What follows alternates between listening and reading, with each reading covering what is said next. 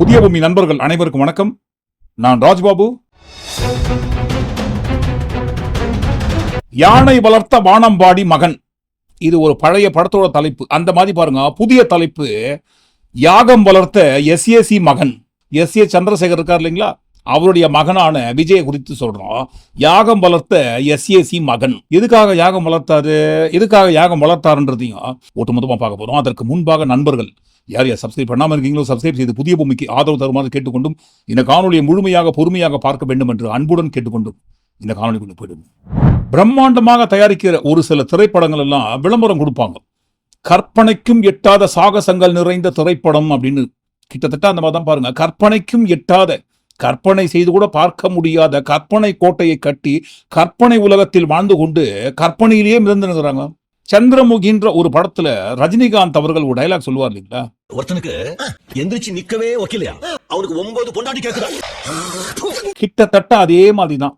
இன்னும் தேர்தல் ரிசல்ட் வரல, யார் ஆட்சி அமைக்க போறாங்க அப்படின்ற ஒரு முடிவும் யாருக்கும் தெரியல. அதற்குள்ளாகவே முடிவு தேவையில்லைங்க, விஜய் தான் கன்ஃபார்மா ஆட்சி அமைக்க போறாரு. விழுந்த 85% வாக்குகள்ல 1% தான் மற்ற கட்சிகளுக்கு போயிருக்கு. பாக்கி 84% விஜய்க்கு தான் விழுந்திருக்கு.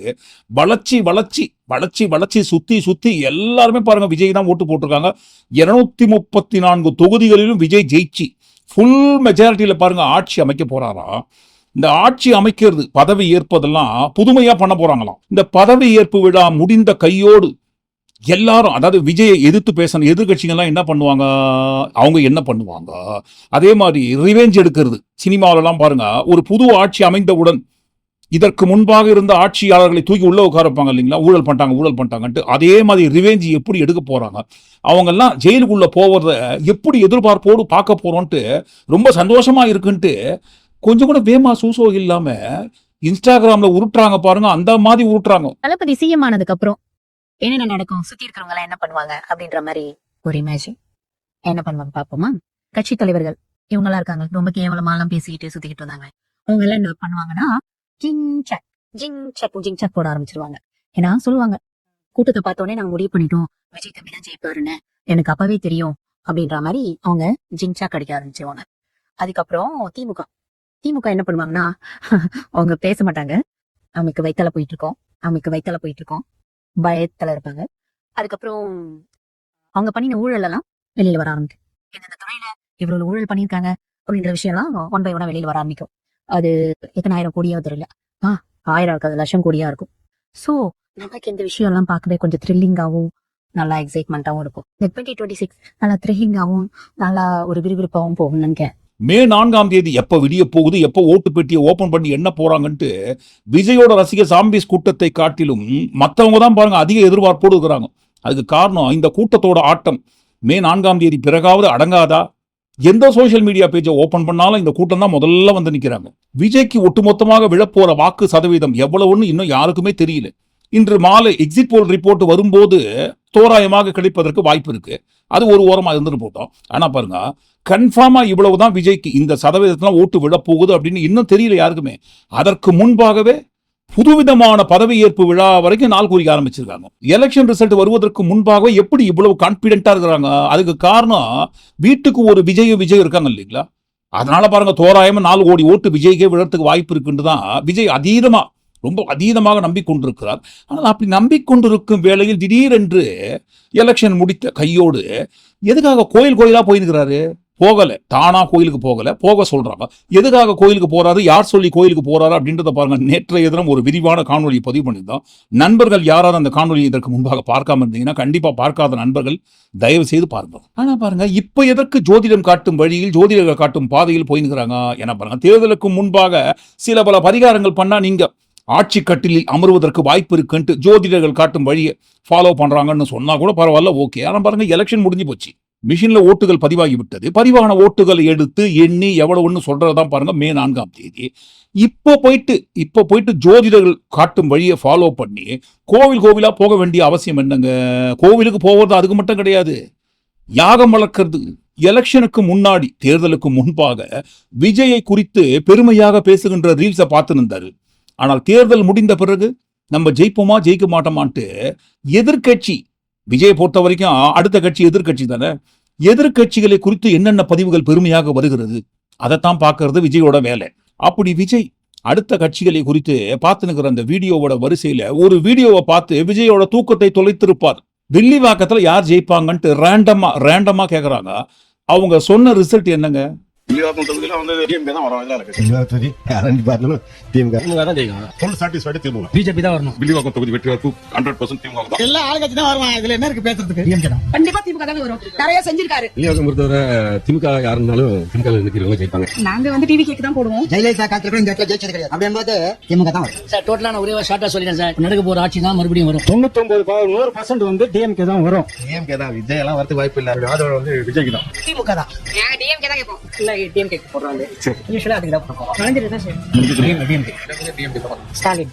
மறுபடியும் ஆளுங்கட்சி தான் வரும். இதே எங்கள் தளபதி முக ஸ்டாலின் வந்தாதான் இந்த நாடை காப்பாற்ற முடியும். வில்லிவாக்கம் தொகுதியில எங்க அப்பா தாத்தா காலத்துல இருந்து முக ஸ்டாலின் தான் போடுவோம். கண்டிப்பா டிஎம்கே தான். வேற யாருமே திமுக தான் நல்லா ஒழுங்கா செய்வாங்க. வேற யாரும் செய்ய மாட்டாங்க. டிஎம்கே என்ன காரணம்? இல்ல அப்ப இருந்து டிஎம்கே தான். டிவி என்ன ரீசன்? புதுசா வந்து டிஎம்கே வரணும். டிஎம்கே தான் ஆதரவு வந்து டிஎம்கே. எனக்கு தெரிஞ்சு வந்து ஏடிஎம்கே தான். ஸ்டாலின் வந்தா நல்லா இருக்கும். ஸ்டாலின் தான். திமுக வந்தா தான் நல்லா இருக்கும். எனக்கு எப்பவுமே திமுக தாங்க வரணும். திமுக தான். ஏன் கேட்டா அடிப்படை விஷயங்கள் நிறைய செஞ்சிருக்காங்க. முக ஸ்டாலின். எனக்கு டிஎம்கே தான். திமுக வரணும்னு ரொம்ப ஆசைப்படுறோம். வில்லிவாக்கம் தொகுதி டிஎம்கே சாதகமா இருக்கு. ஸ்டாலின் டிஎம்கே வந்தா உங்க தனிப்பட்ட கருத்து? டிஎம்கே தான் வரும். கடந்த காலத்துல இந்த திமுக வந்து நல்லா இருக்கும். வில்லிவாக்கம் தொகுதி பத்தி திமுக தான் வரும். ஸ்டாலின் தான். ஸ்டாலின். டிஎம்கே கோட்டை சாரி. கலாநிதிக்குள்ள ஸ்டாலின் அவர்கள் வந்தா நல்லா இருக்கும். திமுக தான். திமுக தான். திமுக தான் வரணும். திமுக தான். திமுக தான் போய் டிவிக்கு விஜய் தான். பெரும்பாலானவர்கள் திமுக தான் மறுபடியும் வரும்னு சொல்லியிருக்காங்க. அதுல ஒரு சிலர் ஒரு 3 பேர் அதிமுக வரும், 4 பேர் டிவிகே கட்சி வரும் அப்படின்னு சொல்றாங்க. ஆனால் பெரும்பாலானவர்கள் திமுக தான் வரும்னு சொல்றாங்க. அப்படி இருக்கும்போது திமுக வந்துச்சுன்னா இவ்வளவு ஆட்டம் ஆனத்துக்கு அர்த்தமே இல்லாம போயிடுமே. நான் யாருன்னு காட்டுறேன். எப்படி காட்ட போறீங்க? ஜோதிடர்களை போய் பார்க்கறேன் நானு. ஏன்னா விஜய் கட்சி தொடங்கின நாள்ல இருந்து நம்ம பதிவு பண்ற காணொலிகள் எல்லாத்துலயுமே சொல்லுவோம், விஜய்க்கு அதிகப்படியான மூட நம்பிக்கை இருக்குன்ட்டு. தமிழக வெற்றி கழகம் என்கின்ற பெயரில் வருகின்ற இக்க எடுத்தா ஒரு நம்பர்ஸ் வரும், நியூமராலஜி பிரகாரம் ஒரு நம்பர்ஸ் வரும்ட்டு. அந்த இக்க தூக்கி போட்டு அதற்கு பிறகு துப்பத்துக்கு அப்புறம் இக்க சேர்த்ததுல இருந்து விஜய் கூட்டத்துக்கு போற ஒவ்வொரு நேரம் வரைக்கும் குறிப்பது எல்லாமே ஜோதிடர்கள் காட்டும் வழி. இந்த டைம்ல போகாதீங்க வடக்கே சூலம், இந்த டைம்ல போகாதீங்க உங்களுக்கு தெற்கே ஈட்டி, அந்த டைம்ல போகாதீங்க கிழக்கே உங்களுக்கு திரிசூலம்ட்டு ஜோதிடர்கள் எந்த டைம்ல போயிட்டு பிரச்சாரம் செய்யறதுக்கு நேரத்தை குறிச்சு கொடுக்குறாங்களோ அந்த டைம்ல தான் லேட்டா போய் சேருவாரு. அப்பதான் அவரோட பவர் ஒர்க் அவுட் ஆகுமா. நாங்க எந்த நேரத்துல குறிச்சு கொடுக்குறோமோ அந்த நேரப்படி நீங்க போனீங்கன்னா வெற்றி உமதே அப்படின்னு பாருங்க. விஜயோட ஆஸ்தான ஜோதிடர்கள் கட்சியில் இருக்காங்க இல்லைங்களா, நேற்றைய தினம் பதிவிட்ட அந்த வெற்றிவேல் என்கின்ற ஜோதிடர் வரைக்கும் அவர் தான் இப்போதைக்கு விஜய் எங்க போனாலும் கூடவே போயினுக்காரு. ஜோதிடர் கூட விஜய் போயினுக்காரு. இந்த வெற்றிவேல் என்கின்ற ஜோதிடர் யாரு என்கின்ற விவரம் குறித்து நேற்று முதல் நிறைய நண்பர்கள் பதிவு பண்ணியிருப்பாங்க. நண்பர்கள் நிறைய பேர் நீங்களும் பார்த்திருப்பீங்க. அது ஒரு ஓரம் வந்துட்டு போல நம்மளும் பதிவு பண்ணியிருந்தோம். 2016ஆம் ஆண்டு ஜெயலலிதா அவர்களை குறித்து அவர் நேரா போய் சொன்னாராமா, நீங்க இந்த எலெக்ஷன்ல ஜெயிக்காதீங்கம்மா, தோத்து போயிடுங்கம்மான்னு சொன்னாராம். உதாரணத்துக்கு ஜெயலலிதா மட்டும் நான் சொன்னேன், அம்மா 2016 நம்ம தோத்துடணும், ஜாதக பிறகு தோக்கன்று இருக்கு, ஏதாச்சும் மிஸ்யூஸ் பண்ணி ஏதாச்சும் தவறு செய்து பணம் கொடுத்து ஏதோ ஒரு வகையில் நம்ம ஜெயிச்சிட்டோம்னா இட் இஸ் எகென்ஸ்ட் நேச்சர், அடுத்து பிறந்த நாள் நீங்கள் உயிரோட இருக்க மாட்டேங்கன்னு சொன்னேன். இதை நம்ம வைஸ் பிரசிடண்ட் சிபி ராதாகிருஷ்ணன் இருக்கார் இல்லையா, அவர்கிட்ட சொல்லியிருக்கேன். பருத்தி வீரன் படத்துல சரவணா சொல்லுவார் இல்லைங்களா, யோ போய ஆள் நட்டுறதுக்காக என்ன வேணா பேசுவீங்கன்ட்டு. அந்த மாதிரி ஆள் இல்லைன்றதுக்காக நீங்க என்ன வேணா பேசுவீங்களா? 2016ஆம் ஆண்டு அம்மா இந்த எலெக்ஷன்ல நீங்க ஜெயிக்காதீங்கம்மா, தோத்து போயிடுங்கம்மான்ட்டு அந்த அம்மா கிட்ட நீங்க சொல்லியிருந்தீங்கன்னா, அதுவும் பாருங்க நீங்க இந்த எலெக்ஷன்ல ஜெயிச்சீங்கன்னா போயே சேர்ந்துருவீங்கன்னு சொன்னாராம். அப்படி ஒருவேளை சொல்லியிருக்கிற பட்சத்துல நேற்றைய தினம் பதிவிட்டு அதே பதில் தான் அமைதிப்படை என்கின்ற திரைப்படத்துல வந்த ஜோஷியரோட எண்டு முடிவு என்ன ஆச்சுன்னு தெரியும் இல்லைங்களா. அந்த முடிவும் ஒரு ஓரமா வந்துட்டு போட்டோம், தப்பு கிடையாது. இப்படி அங்க தொட்டு இங்கேயோ தொட்டு டெல்லி வரைக்கும் போயிட்டு அத்வானி அவர்கள் காலெல்லாம் விழுந்து அப்படியே டிராவல் ஆகி இந்த பக்கமா வந்து விழுந்திருக்காரு. இப்போதைக்கு டிவிகே கட்சிக்குள்ள இருக்கிற ஆஸ்தான ஜோதிடர் யார் என்று சொன்னால் வெற்றிவேல் என்கின்ற அசகாய சூர ஜோதிடர். இந்த ஜோதிடர் காட்டும் வழியில் தான் விஜய் இப்போது பயணித்துக் கொண்டிருக்கிறார். திருச்செந்தூர் கோவிலுக்கு போங்க, அதுவும் அதிகாலை நான் சொல்ற நேரத்துல 3 மணிக்கு திருச்செந்தூர் கோவில்ல கால் வைங்க. சத்ருக்கெல்லாம் காணாம போயிடுவாங்க. எல்லா சத்ருக்களும் காணாம போயிடுவாங்களா? எல்லா எதிரியும் அழிஞ்சு போயிடுவாங்களா? எல்லா கட்சியும் தோத்து போயிடுமா? நான் சிஎம் ஆயிடுவேனா 2026ல ஆவிங்க. ஆனா அதுக்கு சில பல வழிகள்லாம் செய்யணும். என்ன பண்ணணும்? சத்ரு சம்ஹார யாகம் பண்ணணும். அந்த சத்ரு சம்ஹார யாகம் பண்ணிட்டீங்கன்னா எல்லா கட்சியும் அழிஞ்சு போயிடும். முக்கியமா திமுக அழிஞ்சு போயிடுமா? உங்க எதிரி யாருங்க? திமுக தாங்க என்னோட டார்கெட். அப்ப அந்த கட்சி முக்கியமா அழிஞ்சு போயிடும். நீங்க மட்டும் சத்ரு சம்ஹார யாகத்தை பண்ணிட்டீங்க, வெற்றி உமதே. அன்றைக்கு சூரபத்மனை வதம் செய்தது போல இன்றைக்கு நீங்க தீய சக்தியான திமுகவை வதம் செய்வதற்காக நீங்க வளர்க்கிற இந்த சத்ரு சம்ஹார யாகம் உங்களுக்கு கை கொடுக்கும். நீங்க தான் தமிழ்நாட்டோட அடுத்த சிஎம், இதுல எந்த ஒரு சந்தேகமும் கிடையாதுன்னு சொல்லி ஒவ்வொரு நாளும் தேர்தல் முடித்த கையோடு பாருங்க, ஒவ்வொரு நாளும் திருச்செந்தூர் கோயிலுக்கு போறீங்களா? போறீங்க. யாகம் வளர்க்குறீங்களா? வளர்த்தாச்சு. அடுத்து இன்றைக்கு நீங்க ஷீரடி போகணும். அங்க போய் என்ன மாதிரி யாகம் பண்ணணும் சாமி? நீங்க போயினே இருக்கணும். போகும்போதே நான் ஆந்தி வேலை உங்க கூட இருந்து உங்களுக்கு இன்ஸ்ட்ரக்ஷன் கொடுத்துட்டே இருப்பேன். இந்த டைமுக்கு போங்க, இந்த நேரத்துக்கு போங்க, இந்த வழிபாடு செய்யுங்க, இந்த யாகம் வளர்த்துக்கோங்க, இந்த டைம்ல சாமி கும்பிடுங்க, நீங்க தான் சிஎம் ஆவீங்கன்னு நாங்க அப்பப்போ உங்க கூட இருந்து சொல்லி கொடுத்துனே இருப்பேன். இப்போதைக்கு உங்களோட அடுத்த ப்ரோக்ராம் நீங்க ஷீரடிக்கு ரீச் ஆகணும். போயிட்டார் ஜோஷியர் குறித்து கொடுத்து அந்த நேரத்தில் பாருங்க ஷீரடிக்கு போயிட்டார். நண்பர்கள் இந்த காணொலியை பார்த்து கொண்டிருக்கும் போது அவர் ஷீரடிக்கு ரீச் ஆகி ஷீரடியில இருப்பாரு. இருங்க இருந்துட்டு போங்க, தப்பு கிடையாது ஷீரடியில. ஆனா பாருங்க, இந்த ஆஸ்தான ஜோதிடர்னு வெற்றிவேல் இப்ப கூடவே கூட்டின்னு போய் சுத்தி நிற்கிறாங்க இல்லைங்களா? இதே ஜோதிடர் தான் 2019 ஆண்டு நினைக்கிறோம். ஆமா, 2019 ஆண்டு இந்த செல்வாக்கு என்பது, மக்கள் மத்தியில் இருக்கிற செல்வாக்கு என்பது விஜய்க்கு கிடையாது. எம்ஜிஆர் ஜாதகத்தோடு விஜய் ஒப்பிட்டு பார்த்தால் ஒண்ணுமே கிடையாது. ஆனால் இப்போ இருக்கிற அந்த மக்கள் பவர் யார் பக்கம் இருக்குன்னு சொன்னா அஜித்குமார் அவர்களுக்குன்னு சொன்னாரு. ஞாபகம் இருக்குங்களா? புதுசா இல்ல, எனக்கு தெரிஞ்ச வரைக்கும் எப்படி இந்த எம்ஜிஆர் சிவாஜி, அப்புறம் கமல் சார், ரஜினி சார், அந்த மாதிரி இவங்க இன்னொரு 15 வருஷத்துக்கு தொடருவாங்க. அஜித் ஆகட்டும், நம்ம விஜய் ஆகட்டும். அரசியல் எதிர்காலம் அரசியல் எதிர்காலம் வருவாங்கன்னு எனக்கு சந்தேகமா இருக்கு. ஒரு பாயிண்ட், ஏன்னா அஜித்துடைய ஜாதகத்திலேயே அந்த பொதுஜன செல்வாக்கு இருக்கு, எல்லாம் இருக்கு. ஆனால் ஒரு பப்ளிக் ரிஸ்க் எடுக்கிற ஒரு ஆள் கிடையாது ஒரு ஜாதக பிரகாரம். அதனால அவர் வர்றதுக்கான வாய்ப்புகள் கொஞ்சம் குறைவு. வந்தால் சாதிக்க முடியும். அந்த மாதிரி ஜாதகம். விஜய் ஜாதகங்க அதிகமாக உழைக்கிற ஆளு, மெனக்கிற ஆளுங்க, ரொம்ப பாசிட்டிவான கேரக்டர். ஆனால் ஒரு தலைமை வந்து அடைஞ்ச முடியும்னு எனக்கு தோணலை. ஒரு எம்ஜிஆர் ஜாதகத்துக்கு பக்கத்தில் யாரும் வரல. அந்த மாதிரி யாருமே உங்களுக்கு இது வரைக்கும் நான் பார்க்கல. அதே மாதிரி வசீகரம், இது விஜய் நடிச்ச வசீகரா படமா? அது படம் வசீகரா, இது வசீகரம். அடுத்தவங்களை கவர்ந்து இருக்கிற வசீகரம் என்பது விஜய் கிட்ட கிடையாது, அது அஜித்குமார் அவர்கள்கிட்ட தான் இருக்கு. மிகச்சிறந்த ஒரு எதிர்காலத்துக்குள்ள தான் அவர் இருக்காரு. ஆக்சுவலி ஒன்றும் மாற்றுக்கிறது கிடையாது.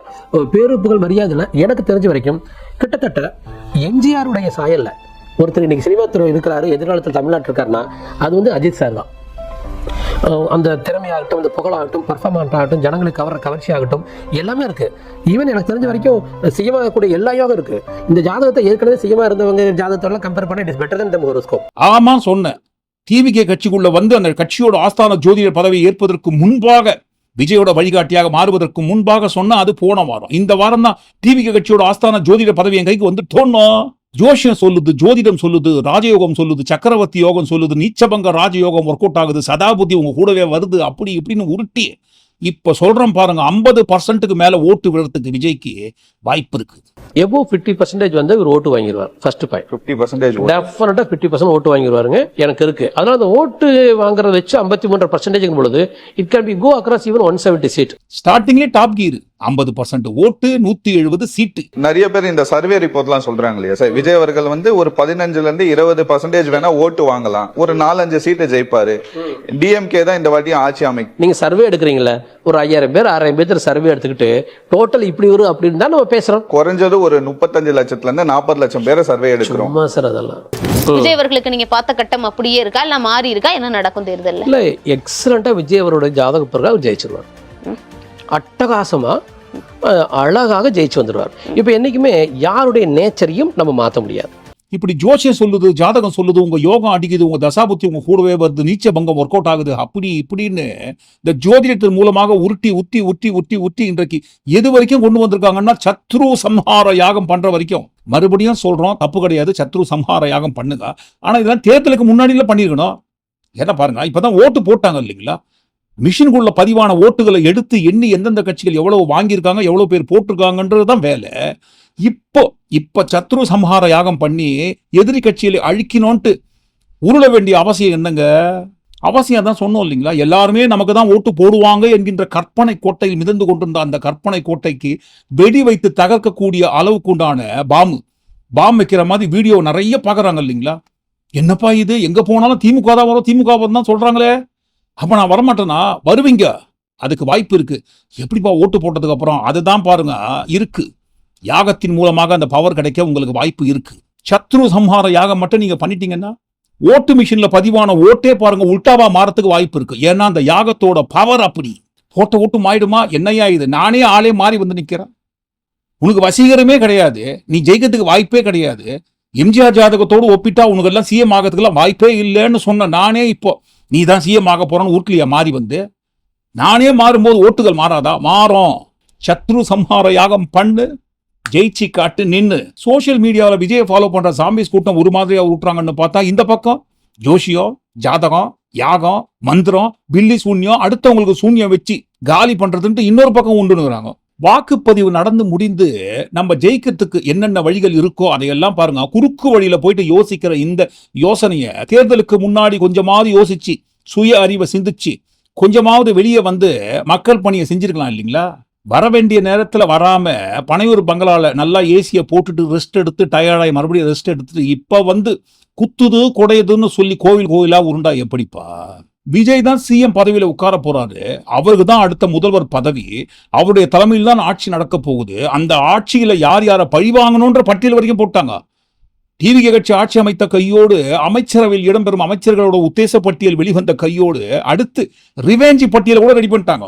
அமைச்சிக்கங்கப்பா, மக்கள் ஒரு வேளை உங்க கையில ஆட்சியை கொடுத்தா எடுத்து அமைச்சிக்கங்க, தாராளமா தப்பு கிடையாது. ஆனால் 1977 எம்ஜிஆர் என்று அந்த வரலாறை மட்டும் பார்க்காதீங்க. எம்ஜிஆர் அவர்களை பின்பற்றி என்டிஆர் அவர்களை பின்பற்றி வந்த அடுத்தடுத்த நடிகர்கள் கண்ட தோல்வியை படிச்சு பாருங்கப்பா.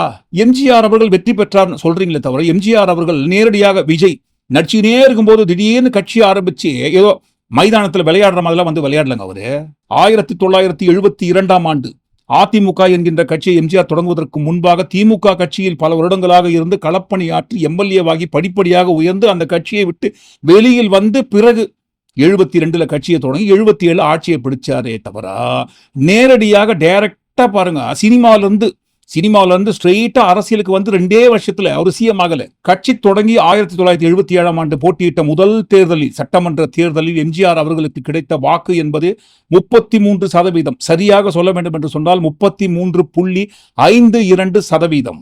அடுத்து இந்த பக்கம் ஆந்திராவில் என்டி ராமாராவ் அவர்கள் 1983ஆம் ஆண்டு நடந்த தேர்தலில் போட்டியிடுறாரு.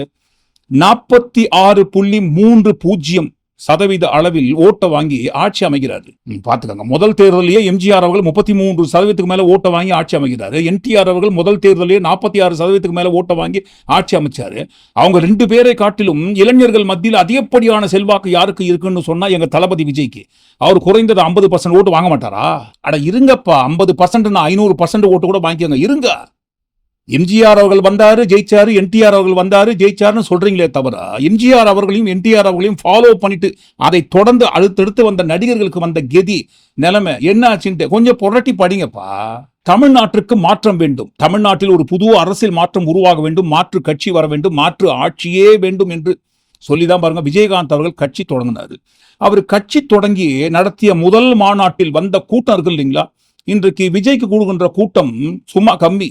அவருடைய மாநாட்டுக்கு வந்த கூட்டத்தோட அளவை காட்டணும்னு சொன்னா இப்போ இருக்கிற ட்ரோன் ஃபெசிலிட்டிஸ்லாம் அப்ப கிடையாது. அன்றைக்கு இருந்த கேமரா வசதியை கொண்டு விஜயகாந்த் அவர்கள் நடத்திய முதல் மாநாட்டுக்கு வந்த கூட்டத்தை படம் பிடிச்சு பார்க்கும்போது பிரமிப்பாக இருந்தது. விஜயகாந்த் அவர்களுக்கு கூடிய கூட்டம் இதற்கு முன்பாக எந்த ஒரு நடிகருக்கும் எந்த ஒரு அரசியல் கட்சிக்கும் கூடாத கூட்டம், தன்னெழுச்சியாக வந்த கூட்டம், விஜயகாந்த் அவர்கள் பேச்சை கேட்பதற்காக வந்த கூட்டம். இவ்வளவு பேர் வந்திருக்காங்கன்னு சொன்னா தமிழ்நாட்டுக்கு ஒரு மாற்றம் வர வேண்டும் என்று விரும்புகிறார்கள்னு அன்னைக்கு சொன்னாங்க. தப்பே கிடையாது, மாற்றம் ஒன்றுதான் மாறாதது. அந்த வகையில பாருங்க, மாற்றம் வேண்டும் என்று விரும்புகிற அரசியலை மக்கள் தேர்ந்தெடுக்கணும்னு நினைப்பது தப்பே கிடையாது. தேர்தலில் நிற்கிறார் 2006ஆம் ஆண்டில். விஜயகாந்த் அவர்கள் மட்டும்தான் ஜெயிக்கிறார். விஜயகாந்த் அவர்களுக்கு 2006ஆம் ஆண்டில் விழுந்த ஓட்டோட சதவீதம் என்பது 8.38%. நிதர்சனம் இதுதான். வாக்கு எண்ணிக்கை நடைபெற்று விஜயகாந்த் அவர்களுக்கு விழுந்த வாக்குகளின் சதவீதம் வெளியில் வரும்போது கிடைத்த நிதர்சனம் இதுதான். ஆனால் அதற்கு முன்பாக விஜயகாந்த் அவர்கள் தான் கண்டிப்பாக புதிய மாற்றத்தை கொடுக்கக்கூடிய அடுத்த தமிழ்நாட்டோட முதல்வர் என்று சொன்னார்கள். அதற்கு காரணம் விஜயகாந்த் அவர்களுக்கு கூடிய கூட்டத்தின் அளவை பார்த்துவிட்டு அடுத்த தமிழ்நாட்டோட முதல்வர்னு ரொம்ப அடிச்சு ஆணித்தரமா சொன்னாங்க எல்லாருமே. ஆனால் முதல் தேர்தலில் அவர் வாங்கிய வாக்கு சதவீதம் என்பது 8.38% அளவு மட்டும்தான். அடுத்து இந்த பக்கம் தமிழ்நாட்டில் ஒரு புதிய மாற்றத்தை உருவாக்க போறோம்னு சொல்லி கமலஹாசன் அவர்கள் கட்சி ஆரம்பிச்சார், மக்கள் நீதி மையம் என்று. 2021ஆம் ஆண்டு நடைபெற்ற தேர்தலில் போட்டியிட்டு அவர் வாங்கிய வாக்கு சதவீதம் என்பது 2.52%, 2.5% தான். அடுத்து அந்த பக்கம் எதுங்க, ஆந்திரா பக்கம் எம்ஜிஆர் அவர்களை ஃபாலோ பண்ணி நிறைய நடிகர்கள், நம்ம குறிப்பிட்டு தான் சொன்னோம், ஆனால் நிறைய நடிகர்கள் அரசியலுக்கு வந்து கட்சி ஆரம்பிச்சு எல்லாரும் பின்னாடி போன வரலாறுலாம் ஒரு ஓரமாக தான். நம்ம கூட பாருங்க, ஒரு மாதத்துக்கு முன்பாக ஒரு காணொலி பதிவு பண்ணியிருந்தோம். இருக்கட்டும், அதெல்லாம் ஒரு ஓரமா. அந்த பக்கம் ஆந்திராவில் என்டிஆர் அவர்களை ஃபாலோ பண்ணி அடுத்தடுத்து வந்த நடிகர்கள், அதில் முக்கியமானவர் சிரஞ்சீவி. சிரஞ்சீவி அவர்கள் பிரஜாராஜ்யம் என்கின்ற ஒரு பார்ட்டி ஆரம்பிச்சு அவர் நடத்திய முதல் மாநாட்டுக்கு வந்த கூட்டம் இருக்கு இல்லைங்களா, திருப்பதிக்கு வருகின்ற கூட்டத்தையே டிஸ்டர்ப் பண்ண சிரஞ்சீவின்னு தலைப்பெல்லாம் போட்டாங்க. அவ்வளவு கூட்டம். அந்த கூட்டத்தை பார்த்து வந்தவங்க மற்றவங்க எல்லாம் விடுங்க, சிரஞ்சீவி அவர்களே ஆடி போனாது. இதற்கு முன்பாக எந்த ஒரு அரசியல் கட்சிக்கும் எந்த ஒரு நடிகருக்கும் ஏங்க என்.டி. ராமராவ் அவர்களுக்கு கூடாத கூட்டங்க, இப்பேற்பட்ட வரலாற்று சிறப்புமிக்க கூட்டம் வந்திருக்குன்னு சொன்னா ஆந்திராவில் அரசியல் மாற்றத்தை உருவாக்கக்கூடிய அடுத்த புரட்சி புயல் சிரஞ்சீவி தான் சொல்லி அங்க ஊட்டிந்தாங்க. ஆனால் உண்மை நிதர்சனம் என்னங்க, 2009ஆம் ஆண்டு நடந்த சட்டமன்ற தேர்தலில் சிரஞ்சீவி அவர்கள் போட்டி போடுறாரு. அவருக்கு கிடைத்த வாக்குகள் என்பது 70%, 80%, 90%. ஏங்க 100% வந்திருக்க வாய்ப்பு இருக்குங்க. ஏன்னா பாருங்க, அவ்வளவு கூட்டம் அப்படின்னு சொன்னாங்க இல்லைங்களா. ஆனா பாருங்க, அவ்வளவு கூட்டம் வந்த பிறகும் சிரஞ்சீவி அவர்களுக்கு பதிவான வாக்குகள் என்பது 16% தான். இதையும் சரியாக சொல்ல வேண்டும் என்று சொன்னால் 16.32%. ஏன் அப்படி? ஒரு 50லேருந்து 60லேருந்து 70லேருந்து 80லேருந்து 100% வரைக்கும் ஓட்டு வரதுக்கு வாய்ப்பு இருக்கு. ஏன்னா அவ்வளவு கூட்டம் சிரஞ்சீவி அவர்கள் வெளியே வராருன்னு சொன்னா, கூட்டம் கூடுதுன்னு சொன்னா, அந்த கூட்டம்லாம் எங்க போனாங்க? அடேங்க அப்பா அப்படின்னு வாய்ப்பிழந்து பார்க்கக்கூடிய அளவுக்கு கூட்டத்துக்கு சொந்தக்காரன் சிரஞ்சீவி அவர்கள் எதற்காக ஆந்திராவில் ஆட்சி அமைக்க முடியாம 16% ஓட்டை வாங்கி தோத்து போனாருங்க. கூடுகின்ற கூட்டம்லாம் ஓட்டாக மாறாது. அப்படியே ஓட்டா மாறினா கூட ஆட்சி அமைக்கிற அளவுக்கு ஓட்டுக்கள் விழாது. ஒரு குறிப்பிட்ட அளவுதான் பாருங்க ஓட்டுக்கள் விழும் என்பதற்கு மேலும் ஒரு முக்கியமான உதாரணம், ஆதாரம் சிரஞ்சீவி அவர்கள். இன்றைக்கு பிரஜாராஜ்யம் பார்ட்டி எந்த நிலைமையில இருக்குன்னு நம்ம சொல்லி தெரிஞ்சுக்க வேண்டிய அவசியம் கிடையாது, எல்லாருக்குமே தெரியும். அது ஒரு ஓரமா போயின் போட்டோம், தப்பு கிடையாது. அடுத்து பாருங்க, என்டிஆர் அவர்களையும் சிரஞ்சீவி அவர்களையும் ஃபாலோ பண்ணிட்டு வந்த நடிகர் ஆந்திராவில் பவன் கல்யாண். பெரிய அளவுல இவரும் பாருங்க பில்டப் பண்ணி கூட்டத்தெல்லாம் கூட்டி 2019ஆம் ஆண்டு நின்ற தேர்தலில் அவருக்கு விழுந்த ஓட்டு என்பது 5.53%.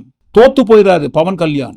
அதற்கு பிறகு அவர் பாருங்க சந்திரபாபு நாயுடு அவர்களோடு பிஜேபி கட்சியோடு கூட்டணி வைத்துக் கொண்டு அடுத்த தேர்தலை சந்திச்சு துணை முதல்வர் பதவியில உட்கார்ந்துருக்காரு. ஆனா இப்பவும் பெருசா சொல்ற மாதிரி பெரிய அளவுக்கு உண்டான ஓட் பேங்க், ஓட் ஷேர் எல்லாம் பவன் கல்யாண் அவர்கள் கிட்ட கிடையாது. அதை அடுத்து இப்போ விஜய், கடவுள் பாதி மிருகம் பாதி கலந்து செய்த கலவை நான் பாட்டு மாதிரி ஆந்திராவில் பவன் கல்யாண் பாதி, தமிழ்நாட்டில் எம்ஜிஆர் பாதின்னு 2 பேரையும் சேர்த்து மிக்ஸ் பண்ணி ஒரு புதுவிதமான அரசியலை உருவாக்குறாராமா. நான் தான் தமிழ்நாட்டோட அடுத்த சிஎம், 67, 77 இந்த வரலாறு எனக்கு தான் 2026 திரும்புகிறது அப்படின்னு சொல்றாங்க. இப்படி வரலாறு திரும்புகிற அளவுக்கு தமிழ்நாட்டுக்கும் தமிழ்நாட்டு மக்களுக்கும் விஜய் இது வரைக்கும் என்ன துரும்ப கிள்ளி போட்டு என்னத்தை அறுத்து தள்ளி கீழ்ச்சிருக்காருன்ட்டு சொல்லணும் இல்லைங்களா. விஜய் என்பவர் தேச தியாகியை போலவும் அவர் நாட்டு மக்களுக்காகவே வாழ்வதை போலவும் அந்த மாதிரி ஒரு தேச தியாகியோட கடைசி வாழ்க்கையை கடைசி நேரத்தில் பாருங்க மக்களுக்காக அர்ப்பணிக்கிறதுக்கு அரசியலுக்கு வந்ததை போலவும் வந்து நின்ன கையோடு தமிழ்நாட்டில் இருக்கிற கோடிக்கணக்கான மக்கள் எல்லாரும் ஓட்டு போட்டு உங்களை சிஎம் ஆகிடுவாங்களா? சரி, அப்படிதான் தமிழ்நாட்டில் இருக்கிற எல்லா மக்களும் ஓட்டு போட்டாங்க, நீங்க தான் அடுத்த சிஎம்னு கன்ஃபார்ம் ஆயிடுச்சு இல்லைங்களா. எதற்காக யாகம் வளர்த்துனுக்கிறீங்க? எம்ஜிஆர் அவர்களை ஃபாலோ பண்ணி வந்த நடிகர்கள் விஜயகாந்த் அவர்கள் வரைக்கும் யாரையுமே தமிழ்நாட்டு மக்கள் சிஎம் ஆக்காத போது அவர்களிடமெல்லாம் இல்லாத ஒரு ஸ்பெஷல் உங்ககிட்ட என்ன இருக்குங்க? உங்களை ஸ்ட்ரெயிட்டா சிஎம் சீட்ல உட்கார வைக்கிற அளவுக்கு எதுவுமே இல்லை. எதுவுமே இல்லைன்னு விஜய்க்கு தெரியும். அதனாலதான் பாருங்க ஓட்டு விழுந்து ரிசல்ட் எங்க மாயிட போதோன்றதுக்காக குறுக்கு வழியில போயிட்டு கடவுளுக்கு லஞ்சத்தை ஏதாவது கொடுத்து சரி கட்ட முடியுமா, ஓட்டு மிஷின்ல மாய மந்திர வித்தைகளை காட்டி ஏதாவது எனக்கு ஓட்டு விழுற மாதிரி மாத்தி ஏதாவது பண்ண முடியுமான்ட்டு யாகம் வளர்க்கறதுக்கு போயினுங்கிறாரு. விஜயகாந்த் அவர்களுக்கே 8% தான் ஓட்டு விழுந்திருக்குன்னு சொன்னா அது எப்படி ஸ்ட்ரெயிட்டா விஜய்க்கு மட்டும் 50%, 60% ஓட்டு விழா? எம்ஜிஆர் அவர்களே முதல்ல நின்ன தேர்தலில் 33% ஓட்டு தான் வாங்கினாரு. விஜய்க்கு மட்டும் எப்படிங்க 50% ஓட்டு வரணும்? அதுக்கு தான் பாருங்க சத்ரு சம்ஹார யாகம் பண்ணி இருக்கிற எல்லா எதிரிகளையும் போட்டு பொசுக்கின்னு இருக்காரு விஜய். பொசுக்கு தப்பு கிடையாது. ஆனா பாருங்க பெரியார் அவர்கள் சொன்ன ஒரு வார்த்தை இந்த இடத்துல ஞாபகத்துக்கு வருது. என்னதான் படிக்காமல் நீங்க சரஸ்வதியை கும்பிட்டாலும், உழைக்காமல் லட்சுமியை கும்பிட்டாலும் உங்களுக்கு கல்வியும் கிடைக்காது, செல்வமும் கிடைக்காது, சுண்டலும் பொரியும் வேணா கிடைப்பதற்கு வாய்ப்பு இருக்குன்னாரு. கிட்டத்தட்ட அதே மாதிரி ஒரு இடத்தில் தான் விஜய் நின்று கொண்டு மிஷின்ல விழுந்த ஓட்டை எப்படியாவது மாற்ற முடியுமாட்டு குறுக்கு வழியில போயிட்டு கடவுள்கிட்டவே கையேந்தி நின்னுகாது. நீங்க என்ன நினைக்கிறீங்க? ஒட்டுமொத்தமா எல்லாத்தையும் கூட்டி கழிச்சு விஜய் செய்கின்ற இந்த சத்ரு சம்ஹார யாகத்தை குறித்தும் இதற்கு முன்பாக தமிழ்நாட்டிலும் ஆந்திராவிலும் எந்த ஒரு நடிகர்களும் வாங்காத அளவுக்குண்டான சதவீதத்துல ஓட்டை வாங்கி தனியே மெஜாரிட்டியில 170 சீட்ல ஜெயிச்சு ஆட்சி அமைக்க போற அந்த கனவு ஆட்சியை குறித்தும் நீங்க என்ன நினைக்கிறீங்கன்னு கண்டிப்பா உங்க கருத்துக்களை தவறாம பதிவு பண்ணுங்க. மீண்டும் நாளை காணொலியை நாம் சந்திப்போம். நன்றி, வணக்கம்.